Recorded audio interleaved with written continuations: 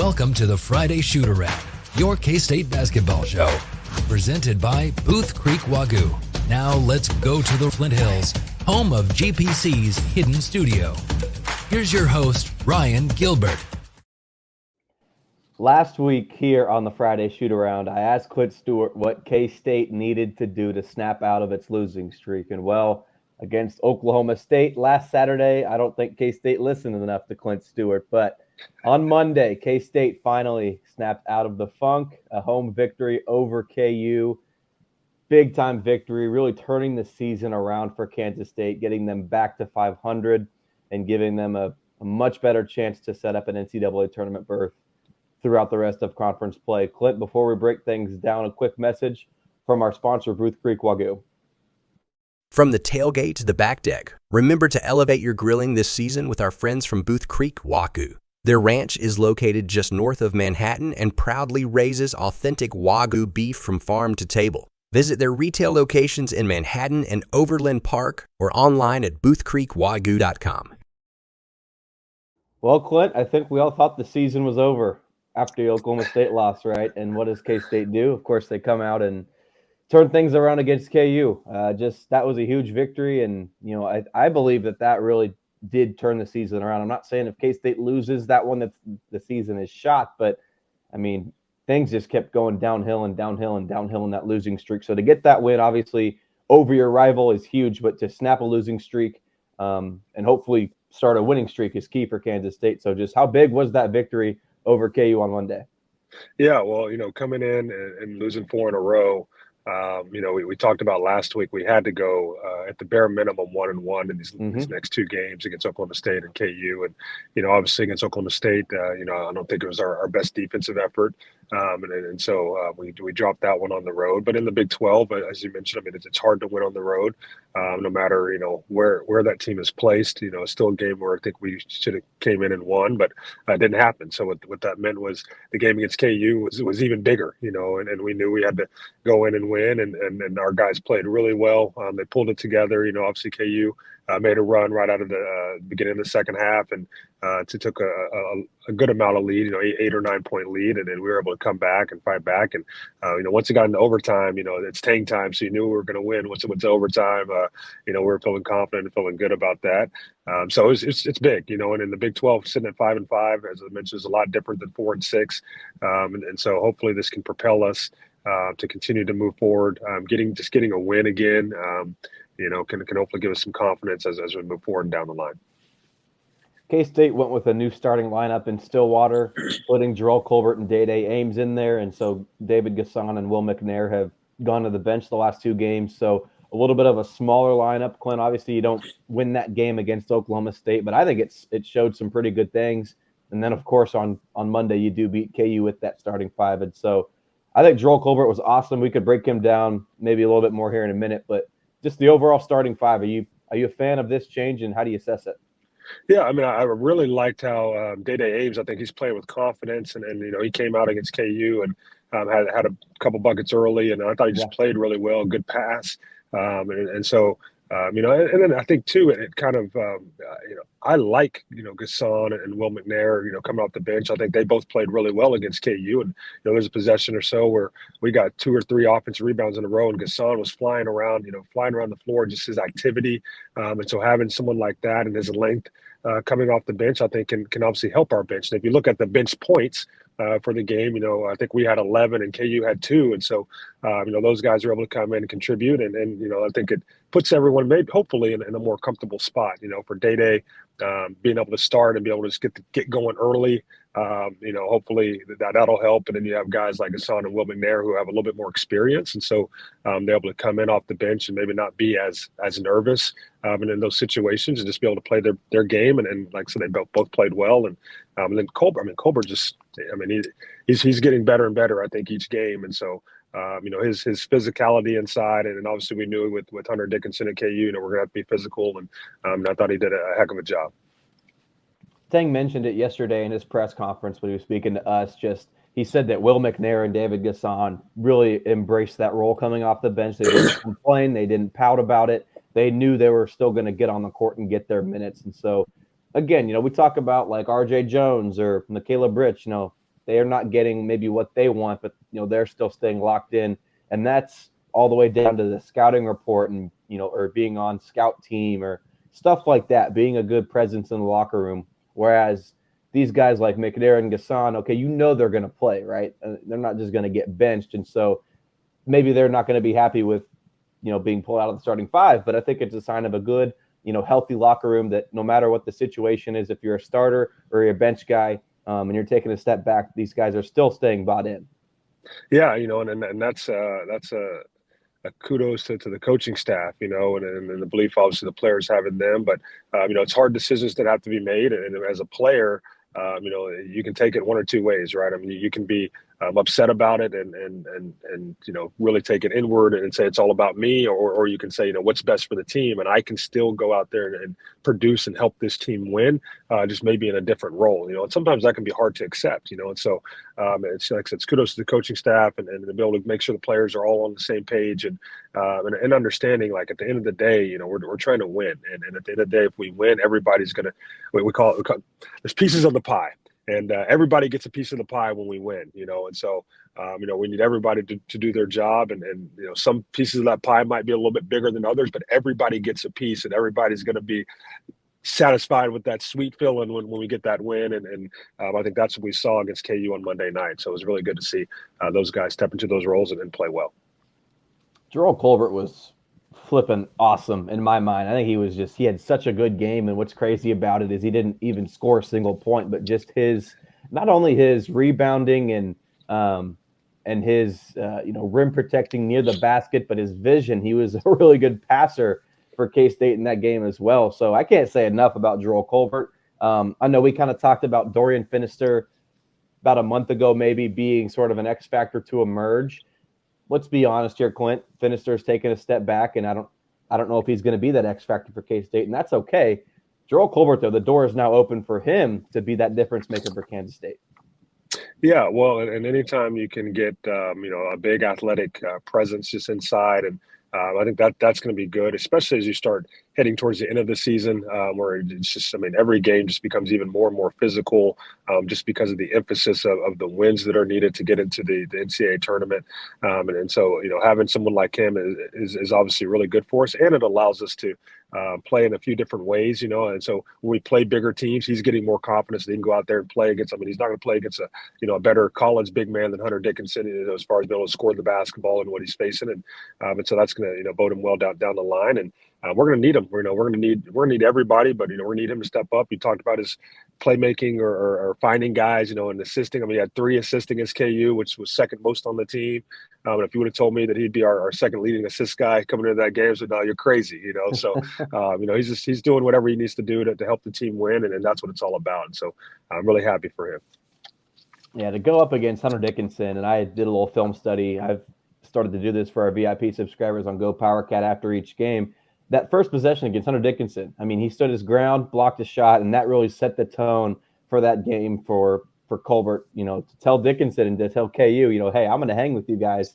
I'm legitimate. I don't care that I'm making my second start of my career. So he's been playing just really good basketball. I really can't say enough about Colbert. And I know it's a cliche, but he's just been really good over the last handful of games for Kansas State. So another guy that I think we got to touch on is TP. Tyler Perry made a huge difference in this game in the second half. He came alive after a little bit of a slower start, which has kind of been the norm for Perry. But when it mattered most, he was huge and led the team in scoring. And, this is what we were kind of sort of expecting when Tyler Perry came in from the transfer portal. It was moments like these that I think we need to see some more of from Tyler Perry.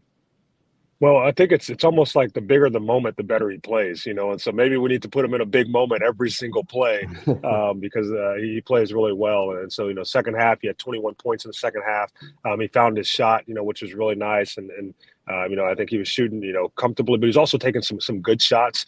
I thought in the second half, we got him off of some pin downs, be able to catch and shoot, which was nice. And he obviously shot it well from the free throw line, as he's been doing all year. And, I think, when you think about kind of how the game transpired towards the end of the game, probably the one what you would say kind of bad shot he took, he had to take kind of with the shot clock running down. It's a tie game, and he kind of has to horse his 3 on the left side of the floor.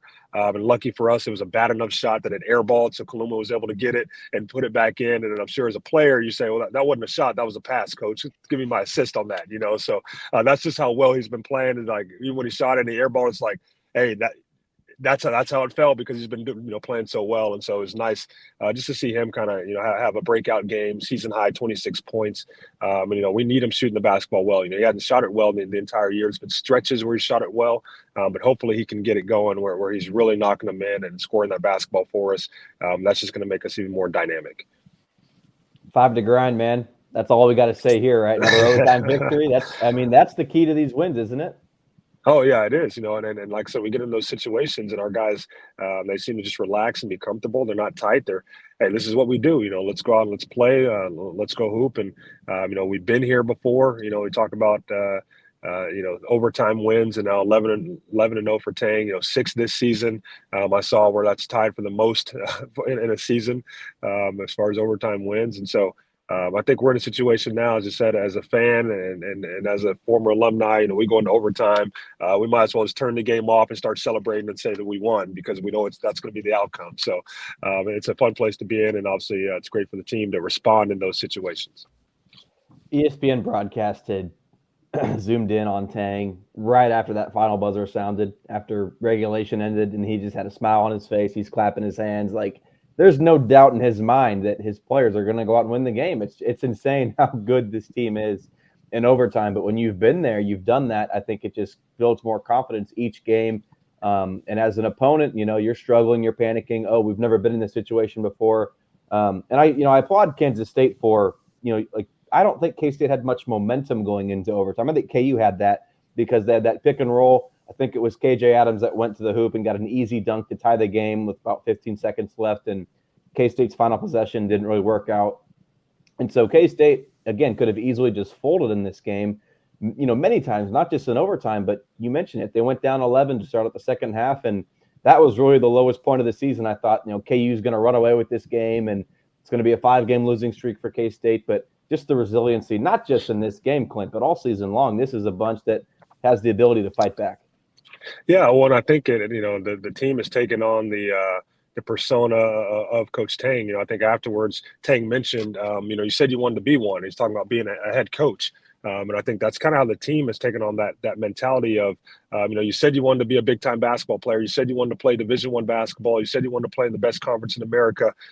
We're here, and so you got to respond. You got to step up to the plate, and we've been doing that. Every time that it gets down to the crunch time, and especially when it gets into overtime, our guys have been responding and stepping up to the plate. And I think that goes along with just what Tang has been building, and then the confidence he has in the guys and the confidence they have in himself because of the coaching staff giving those guys confidence. And so I think it's a great message, just for all players, because when you grow up and you're playing just in your house, or you're hooping, you're hooping on your driveway, or maybe in your room, you got your hoop on the back of your door, and you're pretending to be something. Oh, I want to, and you start watching basketball, and I want to play Division I basketball. Okay, well, you said you wanted to be one. Well, guess what? We're playing Division I basketball. Okay, I want to play against the best teams. Okay, you said you wanted to be one. Guess what? We're playing against KU at home. Like, this is what you wanted. This is the moment, and so it's just awesome to see the guys respond in the moment. And like I said, it's fun, obviously with us being at home, getting that win against KU, and as a player, I mean, that's what you dream for. You want to play the best. Again, you want to play against the best, prove that you are the best, and because our guys are stepping up in those situations. Before we take a quick break here, Clint, I just want to ask you about rebounding. I mean, that's another area this team that has, I think they've maybe lacked a little bit recently, but now against KU, that was probably a reason they won, right? Yeah, and you look at over the last few games, we've given up a lot of offensive rebounds. I think against Houston, maybe 15. I think OU is something like that as well. Oklahoma State, I think we gave up 11. And against KU, we gave up 7 offensive rebounds. So I think that was a big key for us. Especially when you think about they have a guy like Hunter Dickinson down low, and he had 5 by himself.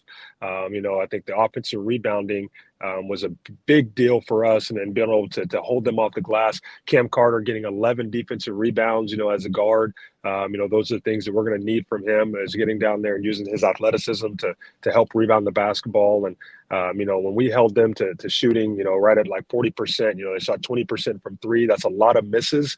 If they were able to get those and put them back in, that could have really changed the game. And so it's big for us to make sure that we're rebounding the basketball defensively, and then we got to get some offensive rebounds ourselves too to get some second chance points. So big job by K-State rebounding the basketball.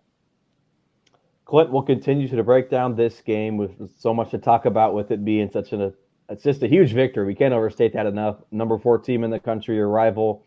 You snap a losing streak, but we'll be right back here after a quick break on the Friday Shoot Around. We'll be right back after these messages from our sponsors. Welcome back to the show. Let's head back to the studio. Before we go and dive into things, another quick message from our sponsor, Booth Creek Wagyu. From the tailgate to the back deck, remember to elevate your grilling this season with our friends from Booth Creek Wagyu. Their ranch is located just north of Manhattan and proudly raises authentic Wagyu beef from farm to table. Visit their retail locations in Manhattan and Overland Park or online at boothcreekwagyu.com. Okay, Clint, you're a former K-State guard, and I'm sure probably one of the best memories from the KU game that you won at home was when they stormed the court, when the fans came down, right? That didn't happen on Monday. I just want your thoughts on this. Are you a fan or not? Oh, man, that's a tough one. I understand the expect to win, and the expectation, as a program, we should expect to win. As a player, one of my great memories is being able to celebrate on the court, with the fans. I remember when we won at home in 2008, Michael Beasley and Bill Walker and Jacob Pullen jumping on the scores table after the game. It was kind of like a Michael Jordan moment, when he won his 6th title and he's doing this, and so it's tough. I think as a player, those are great memories, and obviously being able to celebrate with the fans on the court, but it does also, or it can also be a concern, just for any kind of, injury or just, something that kind of happened. So I understand that as well. But, I like the court storming. I think that there's a way that you can have maybe a half court storming where maybe the opposing team, is out of harm's way still, but the players are able to celebrate with the students without having, you can still go in the stands and do that, obviously. But those are definitely great memories for me when we did that. Before we go back and dive into this game, Dream Dowling was telling the fans, stop, go back, stay there. Because Clint, I don't know if you saw this on TV, but the aisles were filled. Like those fans were ready to come. And so if the coaching staff, doesn't tell them to stay back, it was gonna happen. Yeah. I saw them They started to make their way down the bleachers. And so the students were ready, and I think about it from a student perspective, like, you go in and you expect to win, but you also want to celebrate, and I think in a rivalry game, obviously against KU at home and just, knowing, what that presents and knowing how big it is, especially just for the state of Kansas and, the fans on both sides of the coin. It's something that the students would obviously enjoy, getting on the court and celebrating and hugging the players and giving the players high fives and things of that nature. And so, it does take away just that memory, I guess, for both sides of the students and the players. But, like I said, there is also an expectation that this is who we want to be. We want to be a program that expects to win every single game. And it doesn't matter, who it is, we want to go out and we want to be, that high seed in the game. We want to be the number 1, the number 2, the number 3. And so that's what Tank's trying to build at K-State. We touched on defense a little bit, but I think we should it was a night and day difference between the Oklahoma State game where Kansas State's defense was really poor. The offense in that game was, Clint, honestly fine. Like K-State was able to keep up with the Cowboys. Defensively, though, there were just too many letdowns. Jerome Tang and Cam Carter, they both mentioned that they weren't going after 50-50 balls and winning plays like that. And that's obviously more of kind of a defensive thing more than anything. That's effort, that's hustle.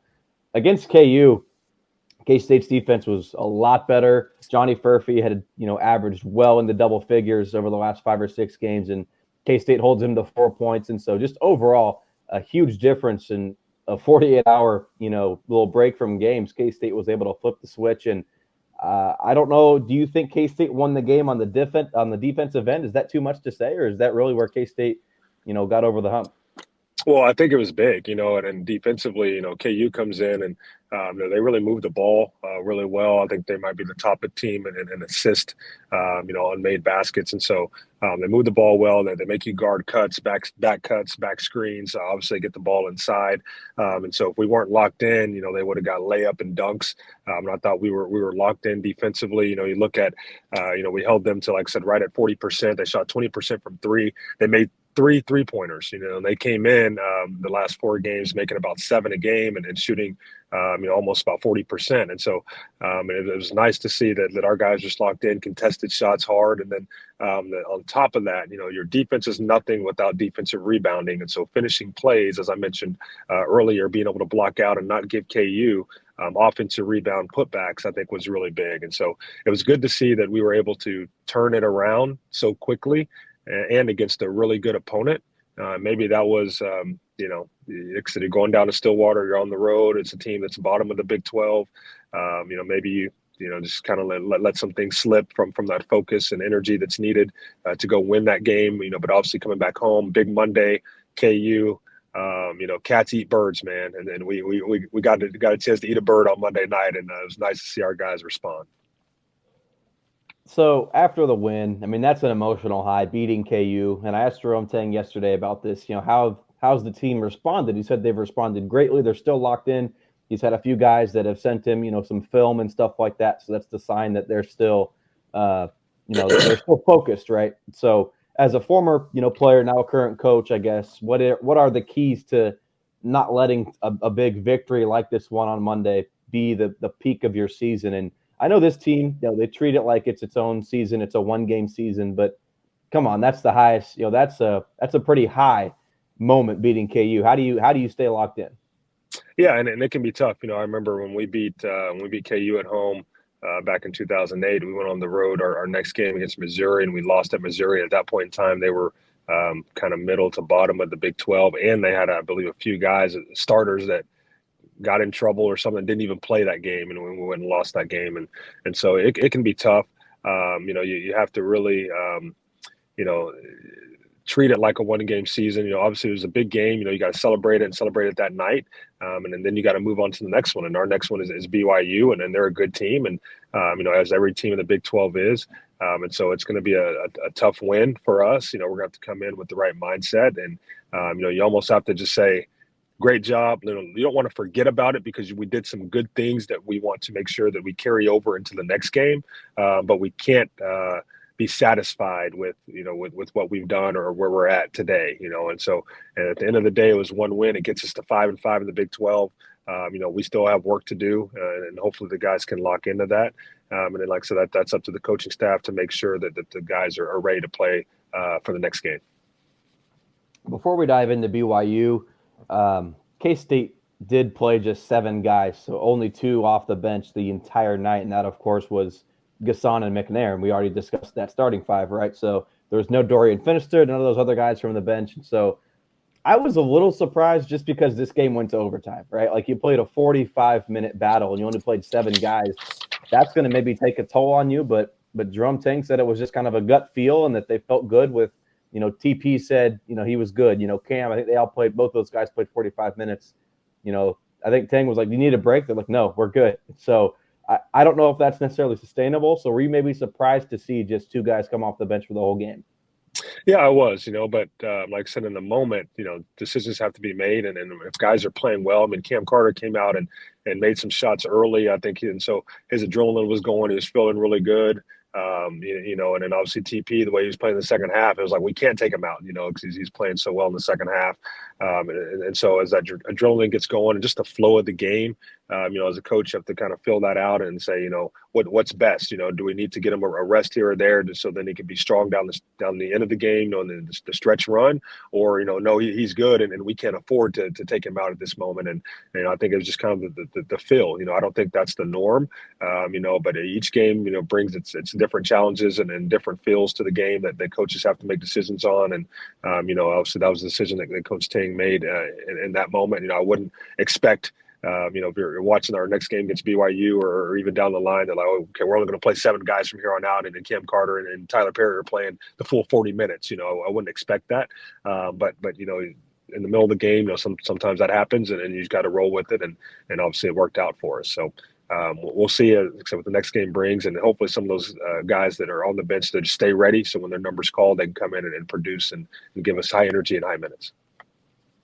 Off to BYU now, and this is you want to win every game, but road games are tough to win, and so I think this is a good opportunity for K-State to steal one on the road. You have a 5-day break between games, and then looking forward, you don't play for a whole week because K-State's got the early week off next week, and so it's like a 10-day stretch where there's only one game for K-State. So if you lose this one, you've got a little bit of a sour taste in your mouth, so to speak, but most teams going out to Provo with the elevation, it's tough to win out there. But when you're on a 5-day break or, you got 5 days of rest going into this one, K-State should have some fresh legs and some really good momentum to keep something going.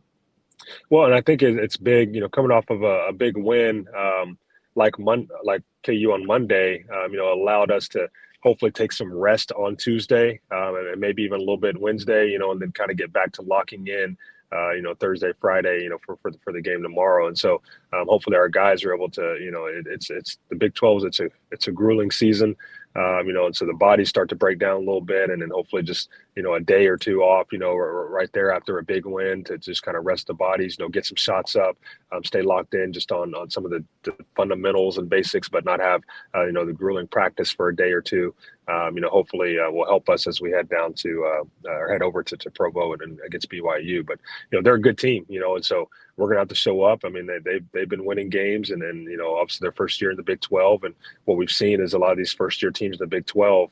That it's really hard to go in there and win because we've never been there before. So it's an environment and a court that our guys have not played on. They don't know, even just the flight to get out there is different. You get out there and the scenery is different, and you get to the gym and the gym is different, and so you really got to try to lock in as quickly as you can and realize it's just another game, it's another gym. I got to continue to trust what I do every single day and then go out and play well, and then hopefully we can do that. What are your thoughts just on BYU, how K-State matches up with the Cougars? Yeah, well, and they have a kid by Jackson Robinson who actually is an Oklahoma kid, played at Ada, and he's kind of bounced around a little bit. I think he started out at Texas A&M, then went to University of Arkansas, and now is at BYU, and he's been playing really well for him. He's about 6'7" guard. He can shoot the basketball, so we're gonna definitely have to lock in on him. I don't know if Kaluma is going to start on him or Cam Carter, but he's averaging about 13 a game for him, and has been playing well the last 4 or 5 games. So we're going to have to stop him first and foremost. But they have multiple guys that can score the basketball. I think they have 7 guys that average 9 or more points. So they kind of have a scoring by committee, and so we can't take plays off.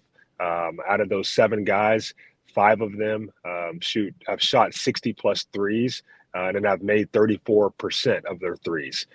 So guarding the 3-point line is going to be key for us. And anytime you have a lot of threes going up, that means long rebounds. So we're going to have to make sure that we block out and continue to own the boards and not give them offensive rebound opportunities. But I think if we can do that and we can test hard, we finish plays. We don't let them get going from the outside. I think offensively we'll be able to score the basketball and then do what we need to do to go win. So hopefully we can do that. But if they have a good shooting night, it can be really tough. Jerome Tang mentioned it yesterday that they're a big physical team and they're big dudes. Like a lot of these guys are just married already, and that's so it's not going to be easy to play up against these guys. But to wrap things up, Clint, I mean, last week we said K-State, you got to go 1-1 at least, but there's only one game in this stretch. So K-State's off to start next week. So really just got to go 1-0, right? just want to know. As Tang always mentions, what's next, and what's next is 1-0. And so you got one game to lock in on. It's going to be a tough one on the road. But whatever we can do to get to 6-5, and that's what we want to try to do. And Tang mentioned, getting at least 9 wins in the Big 12. This is another one that we need. And as a road win, it'd be key for us, and just in our resume, getting a road win. So hopefully we can do that, go 1-0 this week, and then we can take another few days off and then start preparing for the rest of it. Clint, appreciate your time as always. This was a lot of fun, and it was a little bit better. I don't know how fun this would have been if K-State was on a losing streak, and breaking down a win over KU is always a good time. So we'll be back here next week, Clint. If you're watching on YouTube, be sure you're subscribing, liking, commenting. But other than that, we'll see you guys next week here on the Friday Shoot Around. This has been a GoPowerCat.com and Spirit Street production. Please support this show by subscribing to this YouTube channel or follow us on your favorite podcast platform.